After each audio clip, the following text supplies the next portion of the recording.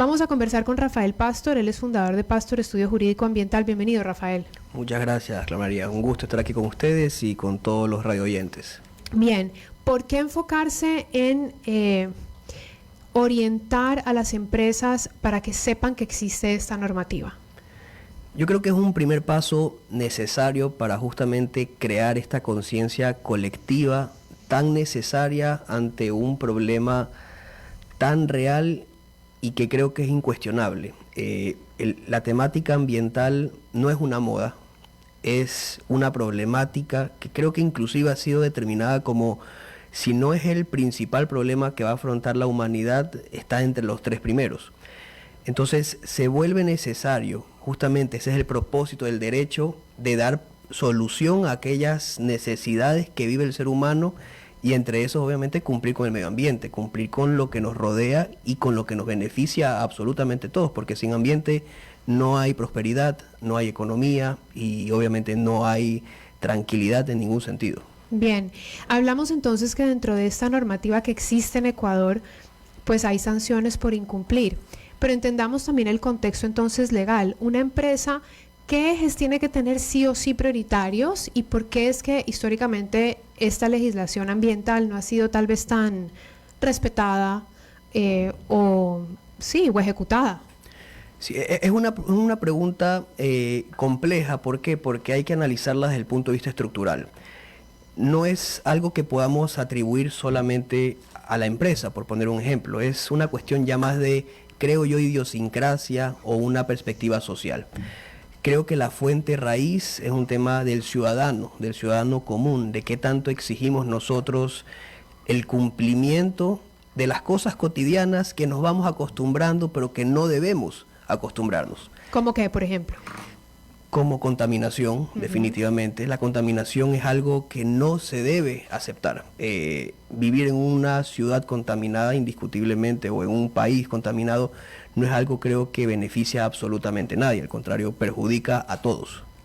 Bien, por ejemplo, tal vez actividades como la contaminación de aguas con tóxicos, digamos, en sectores empresariales o industriales, por ejemplo. Tú dices, nuestros ojos tal vez están acostumbrados a ver estas situaciones sin reclamar por parte de la ciudadanía. Claro, y más que reclamar también diría de tener esta conciencia, porque podemos ver que el interés puede salir de dos lados, obviamente. El lado de la persona que sale afectado, que por obvias razones va a encontrarse en una situación compleja porque va a tener una afectación directa, y el afectado indirecto, que sin necesidad de que sufra directamente la calamidad, de alguna manera u otra está siendo afectado. Recordemos que el tema ambiental es tan colectivo que un río contaminado puede llevar esta contaminación a otras ciudades. El aire que se contamina puede llegar, pues, obviamente a nuestro aire, Guayaquil. Y esa es la complejidad de la temática ambiental, que es un tema tan transversal, tan de todos, que no podemos nosotros considerar porque sucedió algo a 100 kilómetros, 500 kilómetros, no nos vaya a afectar. Totalmente. En realidad es un tema de todos los ecuatorianos.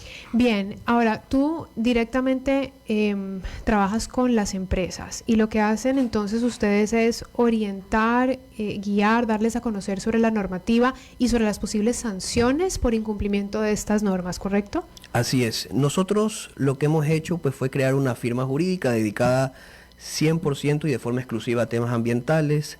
¿El por qué lo hicimos? Pues porque vimos que hay una necesidad, enfocar los asuntos jurídicos, pero darle la especialidad que requieren de temas técnicos. Era casi imposible, por decir un ejemplo, trabajar en temas como cuando un abogado es tributarista y no tenga un contador. Lo mismo sucedería con el abogado ambiental, que maneja temas ambientales, pero no tener una perspectiva técnica. Entonces, creo que nosotros hemos complementado muy bien esta visión del derecho y la visión técnica, y esto aterrizado justamente a una necesidad que al día de hoy se está haciendo cada vez más apremiante por las empresas y los empresarios. Indiscutiblemente vemos y estamos percibiendo cómo las empresas están siendo presionadas, obviamente, por este tipo de sanciones que vuelven realmente imperioso que aborden estos asuntos de forma urgente, y por el lado contrario, no por el lado sancionatorio, sino por un lado más de mercado, vemos cómo los mercados que ya están conscientes de esta necesidad comienzan a exigir mayor cumplimiento. No por el lado de la multa, pero sí tenemos, por ejemplo, mercados europeos, donde el mercado europeo no te va a permitir ingresar en sus fronteras si tú no cumples con las leyes ambientales de allá, que seamos realistas, son mucho más rígidas que las que pueden ser en nuestro país. Claro, y la sanción es mucho más costosa o elevada que una simple sanción local por no cumplir algo muy específico de aquí. Es decir, pensando y proyectando una industria que tenga que exportar y que cumpla ciertas normativas que no lo está haciendo, a mediano y largo plazo, pues esa empresa de esa industria se va a ver afectada hoy y dentro de 6 meses y 5 años. Así es. Porque en Europa, teóricamente, sí van a estar regulando esta normativa, ¿no? Y ahí es donde te digo que se vuelve interesante el asunto, porque si lo traducimos a un tema de un discurso, yo siempre le digo a las personas con las que trabajo, a mis clientes, es un tema de resiliencia y de legado. Son las dos visiones que tienen que tener. Una empresa o un sector estratégico que al día de hoy no piensa ambientalmente, creo que tiene la posibilidad de desaparecer. Y segundo, es un tema de legado, porque probablemente muchos de nosotros nos ha pasado que las nuevas generaciones cada día son más exigentes con las cuestiones ambientales.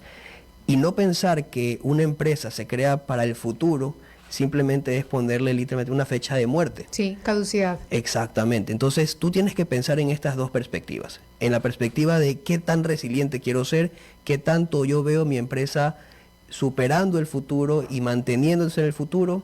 Y dos, cuál es la percepción que quiero que tengan las personas de mi empresa, el legado que yo quiero dejar. ¿Quiero realmente dejar algo bueno o no? Entonces también es interesante verlo por ese lado. Claro, y esa desde la perspectiva de tal vez la visión de la empresa, el propósito que tenga, su ideología y la ideología de sus directivos o personas que toman las decisiones ahí adentro. Pero por ejemplo, en el ámbito ya muy práctico, yo estaba revisando la información que me compartiste y es que hay multas que oscilan desde $425 o hasta $125,000. Claro, si tomemos en consideración que nuestra normativa en el Ecuador es sumamente rígida y pudiera decir que tiene multas, como tú lo acabas de mencionar, sumamente elevadas. Entonces, tomemos en consideración que estas multas van a oscilar o van a ser en proporción a la capacidad económica de quien las cometa. Esto en derecho, y no por poner un tecnicismo, se llama progresividad. Pero de manera muy resumida significa, si yo gano más, pago más. Si yo gano menos, tengo que pagar menos.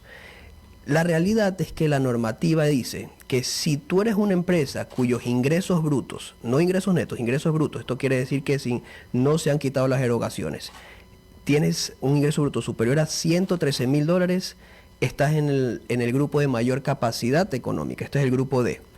Y de esa manera, si llegas a cometer 3 tipos de infracciones: infracciones leves, que pueden llegar a $1,000 aproximadamente, graves a 30 y pico de mil dólares, y muy graves a $85,000. Estamos en una situación donde obviamente una multa pudiera realmente afectar la economía de la empresa y realmente cambiar la perspectiva de cómo aborda los temas ambientales. Claro. Ahora, también puede existir el caso de no tomar la decisión de empezar a mirar desde la normativa, sino decir, ¿sabes qué? Cuando me pase, yo mejor pago, tapo el huequito y sigo. ¿Puede pasar?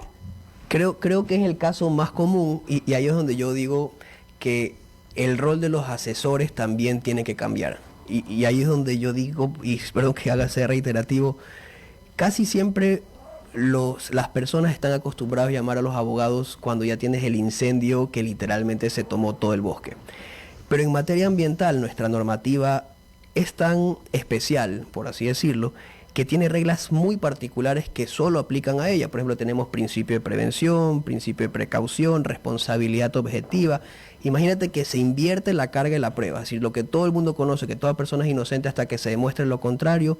En materia ambiental, específicamente en materia administrativa, tú eres culpable hasta que demuestres que eres inocente. Entonces, esto de realmente esperar a ver qué pasa no es conveniente. Aquí yo sí puedo decir que termina siendo literalmente más caro el remedio que la enfermedad. Tomemos en consideración que mantener una visión preventiva de tu función o de tu trabajo, de tu actividad, es realmente una cuestión de resiliencia y de supervivencia, porque no creo que todas las empresas estén en la posición, y después de todas las crisis que hemos pasado, de realmente tolerar o afrontar una multa de $85,000. Claro, y también muchas veces pensamos, ya para ir finalizando de todas formas nuestra conversación, porque nos hemos emocionado con el tema, también a veces pensamos que nuestra industria no se puede ver afectada. Es como, no, si mi empresa, ¿cómo va a afectar ambientalmente al entorno? ¿Yo qué hago? Y entiendo que todas, es decir, cualquier, así como los humanos, que todos tenemos una huella que dejar, pues toda empresa tiene la posibilidad o la potencialidad de generar una afectación ambiental de una u otra manera, ¿no? Sí, claro, no. Ahí lo tomemos en consideración, no creo que suene bonito, pero los permisos ambientales son permisos de cierta manera para contaminar, no para contaminar indiscriminadamente. No quiero por eso generar una confusión. Lo que sucede es que la ley pone límites, es decir, tenemos límites que son tolerables, que se permiten en determinadas actividades, porque el agua de por sí, cuando sale con mínimas contaminaciones o mínimos rastros, por así decirlo, de algún tipo de afectación que se genera. Pero el problema está realmente cuando tú sobrepasas esos límites. Pero yo creo que se lo sobrepasa más que nada por un tema de inconsciencia o realmente de ignorancia. De desconocimiento, sí. De desconocimiento, de no saber que en realidad hay una ley que rige exactamente cada uno de los puntos de los procesos productivos que tú tienes, sea cual sea la actividad, y que tienes que en todo momento y de forma permanente estar controlando para que no sobrepasen esos límites. Sí, y ojalá que los límites no fueran muy altos, porque como dijiste al inicio del programa, es que es la crisis que tenemos encima, ¿no? Es la crisis ambiental. Ahorita mismo en Egipto está la COP27 y la idea es generar soluciones reales, y no digo que hago. Luego otro día hablamos del greenwashing, te invito para hablar encantado, sobre eso. Encantado. Por lo pronto vamos a tener que despedirnos porque ya nuestro programa también se va terminando. Hemos conversado con Rafael Pastor, fundador de Pastor Estudio Jurídico. Jurídico Ambiental, si alguien tuviera curiosidad de conocer un poco más de información, ¿será que tienes una página web donde revisar? Claro. Nuestra página es www.pastor.law, L-A-W. Listo. Yo creo que cualquier pregunta, consulta que llegue después, nos la pueden igual hacer llegar a nuestro celular en cabina y nosotros la haremos llegar a nuestro invitado, o también entrar a la página web que él mismo nos dio, o algún correo electrónico, tal vez. Tenemos rpastor@pastor.law. Perfecto. Muchísimas gracias, Rafael. Gracias por venir a traernos este tema súper importante. No, muchas gracias a ustedes y a ti especialmente por discutir estos temas que son tan necesarios. Sí, gracias.